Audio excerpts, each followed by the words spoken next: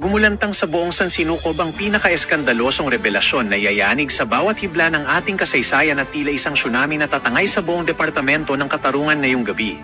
Sa isang nakapanghihilakbot na bidyong kumakalat na tila apoy sa bawat sulok ng internet, huling-huli sa kamera ang isang figurang balot ng puting tela na lihim na inilalabas sa likod na pinto ng isang ultra-exclusive na ospital sa gitna ng kadiliman.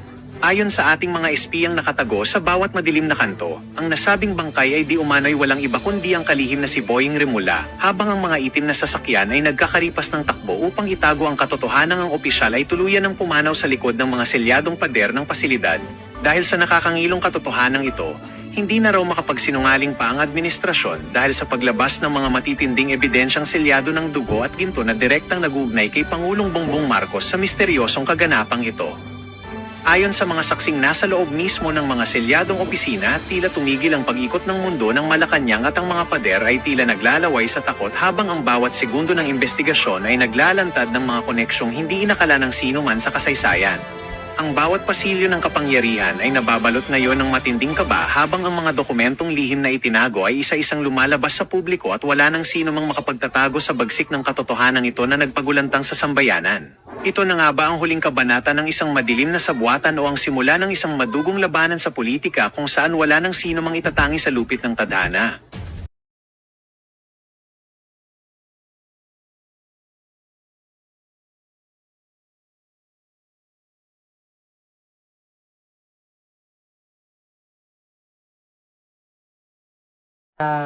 Israel, grabe, malungkot talaga ang mga nangyayari ngayon. Pero again, be safe, mag-ingat pa rin kayo. Nakakalungkot ang ginagawa ng Bangag Administration, imbis na gamitin, even ang Congress, ang Senate, lahat ng kanilang resources ng gobyerno ay dapat tutok dito sa mga kawawa nating OFW. Diba? Yung ma-repatriate sila, yung maging safe sila kung nasan sila. Na dapat may mga hotlines kung saan sila pupunta, saan sila dapat ihatid or maalis sila kung unsafe sila sa kanilang lugar. Then, ano ang kanilang buhay pagdating sa Pilipinas? Dahil umaasa ang kanilang mga pamilya dahil lang dyan sa kanilang trabaho sa Middle East, mga kababayan. So,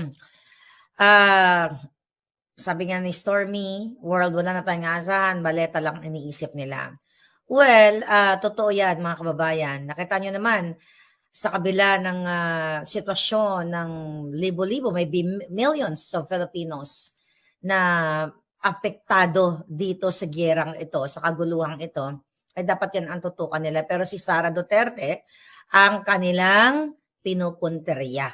Pang-politika pa rin, wala silang pakialam kung hindi tugisin si Inday Sara na nagtatrabaho. Pagbibintang ng kung ano-ano kay Inday Sara dahil nga threat si Sara Duterte sa darating na 2028. Pero minsan, may isip ko rin, mga kababayan, na sa bawat pangyayari kasi, sa mga senaryo ng buhay o pangyayari sa mundo, may may pros and cons, may good and bad na naidudulot yan. Minsan iniisip ko baka itong pangyayaring giyera na ito ay mag-ugat para magurgur na si bangag ng taong bayan. Baka tuluyan na siyang mapatalsik at dito lalong makikita kung gaano siya invalido, kung gaano siya ka-addictus, kung gaano siya kawalang hiya, kung gaano ka-demonyo na walang pagmamahal sa Pilipino. Bakit ko nasasabi yan? Kasi ilang araw pa lang ang kaguluhang ito. Then, tama ba? Kayo dyan sa Pilipinas, may mga nababasa ko na nararamdaman nyo na yung pagtaas ng mga fuels, gas, diesel, di ba? Pag mangyari kasi yan, which is malungkot dahil ang tatamaan talaga niyan ang mga mahihirap. Well, tatamaan lahat. Pero yung mga mahirap, kasi yung mga mayayaman, yung may mga pera, pwede silang mag-hoard. Pwede silang mag-survive for certain days or months, di ba? Pwede sila mag-survive kapag naputol, let's say for example, naputol na yung mga supply ng fuel, di ba? Which is, pag naputol na lahat ng mga manufacturing plants, hospitals, schools, di ba? Pag dumating yung panahon na yan, dahil walang contingency plan, ang gobyerno di Bangag, walang paghahanda. Siyempre, ang mga kung wala ng gasolina, apektado ang kuryente, lahat, di ba? Mag-brown out, siguro magkakaroon ng worst case scenario, magrarasyon ng mga, di ba? Napapanood niyo yan sa mga pelikula or sa actual scenario talaga in the past, na kapag ganyan, kulang sa pagkain, kulang sa tubig, kulang sa lahat, kasi apektado lahat yan. So, magrarasyon-rasyon. Okay? So, I'm just thinking na, which is bad nang nangyayari ngayon, na may mga namamatay na, both sides, then may mga casualties din tayong mga kababayan, yung isang na naiulat, I just don't know kung may nadagdagan pa. Minsan kasi kailangan makita ng tao, no, yung kahayupan ng gobyerno. Minsan kailangan mabigyan ng parang sampal, sa taong bayan na, hey, eto yung gobyerno yung addictus. Walang ginawang paghahanda, wala nga tayong emergency awareness or preparedness, 'di ba? Kasi etong kaguluhan na ito, hindi naman ito nangyari lang 'Di ba? Meron na itong mga tawag dito?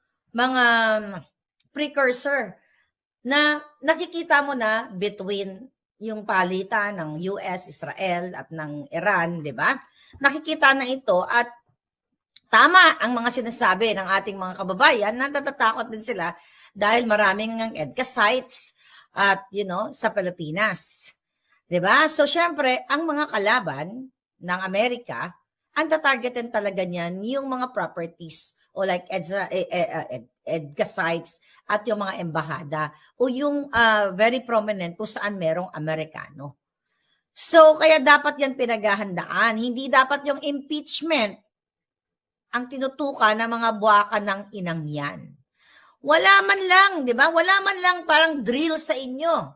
Nasaan si Bangag?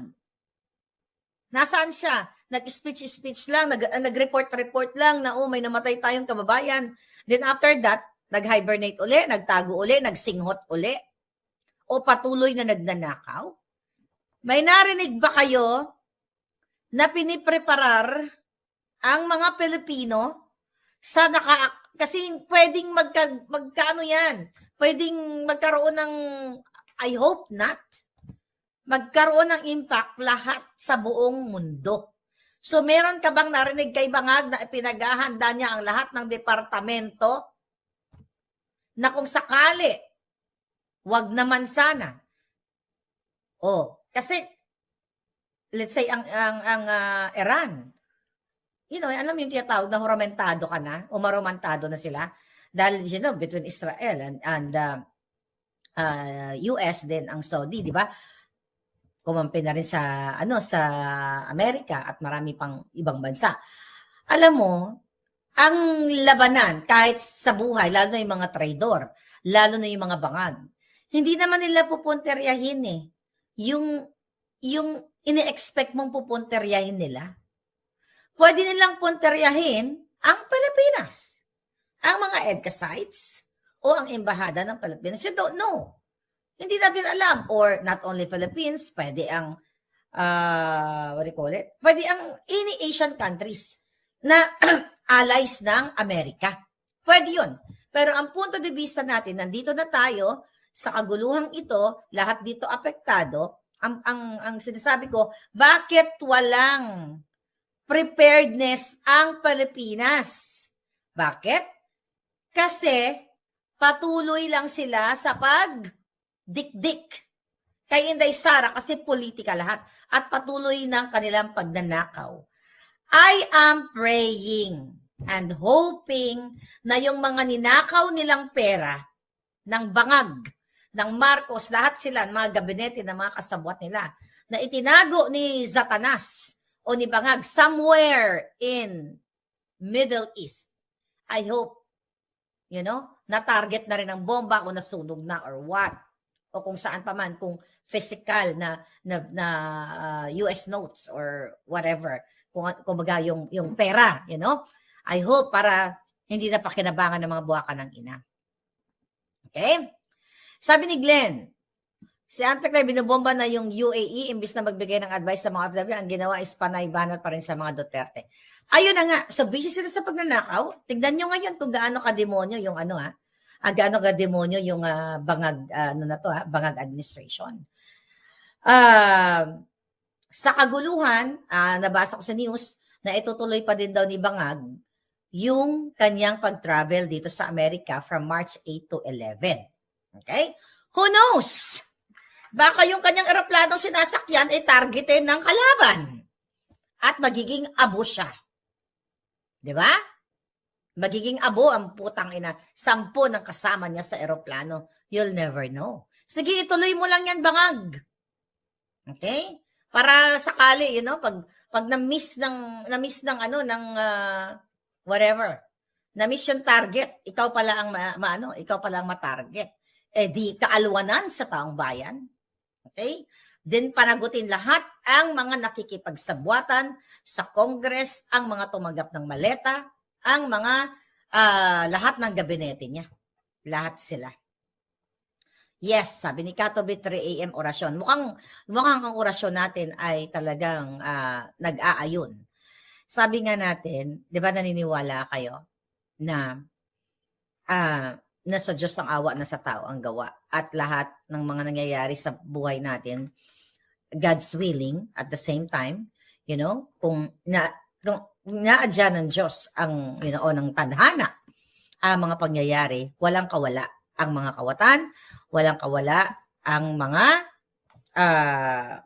demonyo katulad ni Bangag. Katulad na lamang ng Supremo, okay, ng Iran.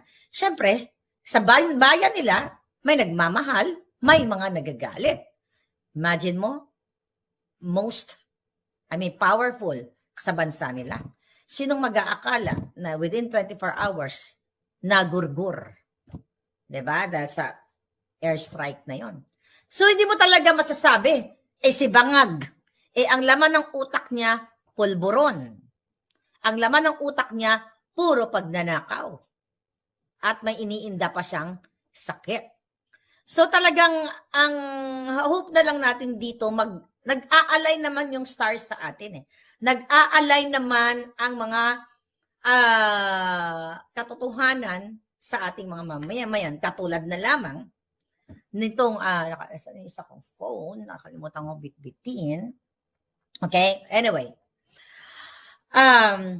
Katulad na lamang dito sa pag-amin ni Bonjing Remulla na nakipag-usap siya sa ICC. Okay? Bago ako magdakdak, okay? Natatandaan ninyo, mga kababayan, in the past, naninindigan ng kasinungalingan si Bangag, si Remulla, at ang mga gabinete, lalo na si Bangag, di ba? Na sinasabi niya noong 2024, January 23, 2024, na sinasabi ni Bangag na hindi siya makikipag-coordinate sa ICC. Okay? Sabi niya dito sa kanyang statement, the ICC may visit the Philippines, but government will not lift a finger to help any investigation. Diba? Sinungaling. That was 2024. Paulit-ulit niyang sinabi sa ilang mga interview niya na hindi sila makikialam. Even si Remulla nagsabi, then Department of Justice Bulate Remulla, na dinedeny niya noong March 20, 2025. Na sinasabi niya palangga na ang Pilipinas daw ay hindi na member ng ICC. Sabi niya, we're not members of the ICC. So whatever relationship, sabi niya, we have with the ICC is on an arm's length basis. But we have never spoken to them. Sinungaling, di ba? Napakasinungaling, but ngayong araw na ito, mga kababayan, ay lumabas ang tunay na kasinungalingan ni Remulla at ng Bangag Administration. Pakinggan lang natin to. Okay, here we go. How about attending? Wait, by the way, a day before, nung nagpa-interview si Trillanes, Trililing, Talawan, Supot, Sinungaling, Sundalong Kanin, Bugo. Ito ang sinabi niya kay Jessica Jessica Soho. Wait. Alright? How about attending yung meetings daw na nandun si Zaldico, si Speaker Romualdez? Wala pong mga ganyang mga Remulla. meetings. Wala pong mga ganyang mga meetings. Totoo yan. Sa eksklusibong panayam ng GMA Integrated News, inamin ni Ombudsman Jesus Crispin Remulla, nakapulong nga niya ang dalawang kinatawan ng International Criminal Court sa kanyang bahay sa Makati. Kasama raw niya noon si dating Senador Sonny Trillanes at si MMDA General Manager at dating PNP Chief General Nick Torre. Nangyari raw ito ilang buwan matapos maaresto si dating Pangulong Rodrigo Duterte. Justice Secretary pa noon si Remulla at hawak ang Witness Protection Program kung saan may ilang testigo ang ICC. Nakipag-usap ako sa Trillanes, pinakilala niya sa akin yung ICC, yung ibang dalawang personal na ICC. Kasi nga, meron kami usapan na ang testigo dapat protektahan. Yung testigo na ICC. Since we're in the DOJ, kinakailangan gawin namin yun. Mga Pilipino kasi mga testigong... Ulol! Okay, here we go. Okay? So, nanggagaling yan. Dahil yan doon sa statement o sa sworn statement ng 18 Marines, okay? 18 Marines, sa dahil pa lang, 1 second. 18 Marines na nag-expose. Alright. So, wala dito, okay? Alright. 18 Marines na nag-expose. Mga kababayan, na nakipag-usap si Remulla at si Trillanes, hindi lang yun. Nag-deliver, mga kababayan, nag-deliver ng pera sa ICC, okay? Sa ICC prosecutors or investigators na si Chantal Daniels, si Rosato, si Maya Bracken, at Glenn Gala. Okay? So nakita ninyo? So sabi nila, sabi ng Bangag Administration, sabi ni Trillanes, mga kababayan, dun sa isang interview niya, na ginagawa lang daw ito ng mga Duterte, kumbaga, ang behind the scene nitong 18 Marines, mga kababayan, alright, ay mga Duterte. At sabi ni Trillanes, gawa-gawa lang daw ito ng mga Duterte. Eh, paano ngayon yan? Umamin na itong si Bonjing Remulla na siya ay nakipag-usap. Pero ang sabi niya, kasi daw kailangan protektahan ng mga testigo, ganito, ganyan, ganon-ganon, dahil sila ay Pilipino. Pero mga kababayan, puro sila lahat kasinungalingan. Ang pinag-uusapan natin dito, yung pagbigay, according to the sworn statement ng mga Marines, ng $2 million sa ICC. Yes, sabi ni Canon, pwede rin na sinolo ni Trillanes. Possible yan. Binigay ba niya? Kasi siya yung inatasan ni Satanas. Isa yan sa in-expose sa inyo, 2023. Balikan natin na another vindication na naman, mga kababayan. Teka, tignan natin to si Chantal Daniels. Sinungaling, even sa interview na yan, si Remulla ay nagsisinungaling. Na nakausap daw niya, okay, ito. Nakausap daw niya palangga, mga kababayan, ang mga taga-ICC after na pinakidnap nila si PRRD. Kasinungalingan yon, mga kababayan, kasi eto, nakita niyo ba tong date? Ay, teka, tatakpan ko lang to. Ito yung message sa atin ng Puting Ahas. Tatakpan ko lang yung ni Chantal. Ito na lang. Takpan ko na muna yung number niya kasi i-report na ayan, yung signal number niya. Alright? January 5, 2024, yung message sa atin ng Puting Ahas na nasa DOJ. DOJ pala nun si Bangag. Anong sabi niyan? Ito kasi ang ibinigay na business card. Okay? Itong ibinigay na business card nitong prosecutor na si Chantal Daniels. Ayan, no? Sulat kamay yan, di ba? Sinabi ko sa inyo yan. Ayan. Ang date niyan, nung sinend sa akin from our putting us, is January 5, 2024. Actually, madali lang to. Kung nagsasabi ng katotohanan, itong si Remulla, which is hindi, sa Bureau of Immigration, huli na silang lahat. Okay? Huli na silang lahat. At na sinasabi ni Trillanes sa ibang interview niya, na assuming daw nagbantay yung ICC, nagbantay ang mga Marines, itong mga militar sa ICC, ano daw yung crime? Okay? Trillanes, ang crime dito ay yung bribery at yung ang binabayad sa mga Marines, sa mga militar na nag-escort sa mga kasabwat mong ICC, mga kababayan, ay gamit ang pondo ng bayan. Excuse me. The fact na wala na tayo sa ICC at sinasabi pa ulit-ulit ni Bangag na hindi nakikipag-ugnayan ang gobyerno at hindi magli-lift ng any finger ng kahit anong tulong ang gobyerno. Kung babalikan ninyo ang mga articles, mga kababayan, mga news articles, ito ay pawang kasinungalingan lahat ng gobyernong Bangag, kaya malinaw pa sa sikat ng araw sa ngayong panahon na ito na what? Pinadukot ng gobyerno ni Marcos Jr. ang ating PRRD. Yan ang katotohanan, mga palangga. Paulit-ulit na sinasabi ng Bangag na hindi sila makikipag-ugnayan, pero ngayong araw na ito, inamin ni Remulla, na siya ay nakipag-usap at kasama si Trillanes. At doon sa iniskortan itong mga ICC investigators na ito. So malinaw talaga pa sa sikat ng araw na nagsabwatan ang mga hayop na ito. Dahil huling-huli ang kanilang kasinungalingan, di ba? Kasinungalingan ni Bangag Jr., ni Remulla, ni Torre, lahat sila mga palangga. Ngayon, ano ngayon daw kung nag-meeting yung ICC at itong mga investigators? Di ba? Itong mga, ang ICC, ang ICC investigators at itong sila Remulla. Unang-una si Trillanes, yung hayop na yan, wala na siya sa gobyerno.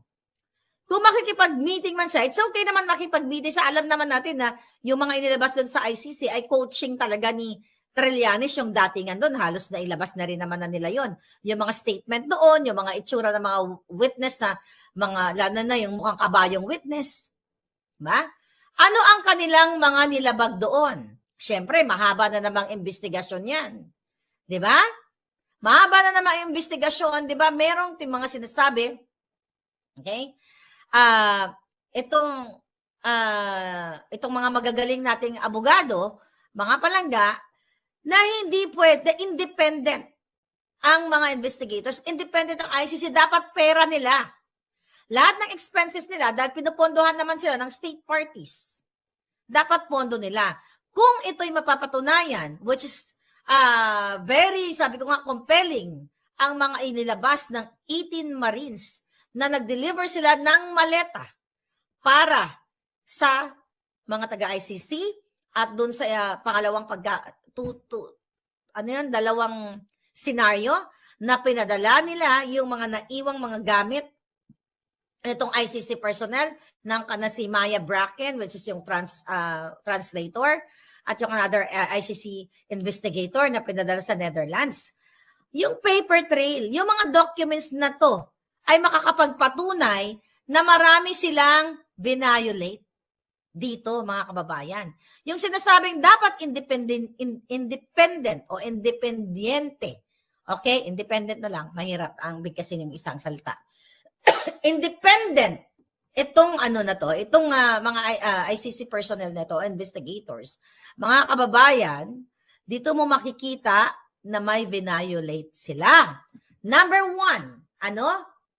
Pakikipag-sabuatan o kipag-coordinate. Well, coordination, political coordination, o sabuatan ang pinaka-the best na description. Pakipag-sabuatan kay Remulla, kay Trillanes sa Bangag Administration. Ngayon, ano ang ginawa nila?